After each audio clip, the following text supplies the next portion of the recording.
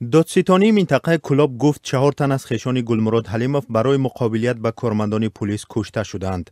این شرحی نسبتا مفصلی عملیات کشته شدن خیشاوندان گلمراد حلیموف در یک هفته اخیر بوده است. خوشوقت مشربزاده معاون پروکورور ولایت ختلان در منطقه کلاب روز 11 ایول در یک نشست مطبوعاتی در شهر کلاب به خبرنگاران گفت هنگام مقابلیت با کارمندان میلیسا 4 تن از نزدیکان حلیموف کشته شده و 3 تن از آنها بازداشت شدند. مشربزاده نگفت که آیا کشته شده ها با کدام نوع سلاح مقاومت نشان داده و در چه شرایط به کارمندان میلیسا در افتادند، ولی گفت که نسبت به این حادثه پرونده باز شده تفتیش را دادستانی کل پیش میبرد.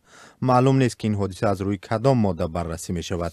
حادثه کشته شدن 4 شخصی نزدیکی پلکونیک فراری گلمراد حلیموف که از او وزیر جنگ دیش نیز نام میبرند روز 4 ایول در حدود ناحیه واسه رخ داد. 3 تن از همراهان دیگری آنها بازداشت شدند. مقامات میگویند که این نفران به هنگام تلاش فرار به خاک افغانستان بازداشت و 4 نفرشان کشته شدند. نزدیکان گلمراد حلیموف فرمانده پیشین آمان تاجیکستان و حالا عضو گروه تندروی دولت اسلامی گفتند که 4 خیش او را روز 10 ایول در دره فانی ناحیه ورزاب به خاک سپردند.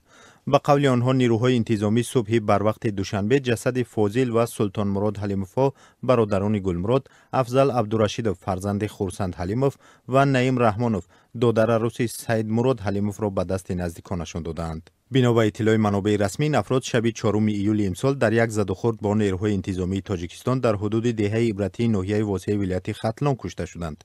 در این حادثه انور حسینوف معاون سردار ریاست امور داخلی دوشنبه نیز زخمی شد.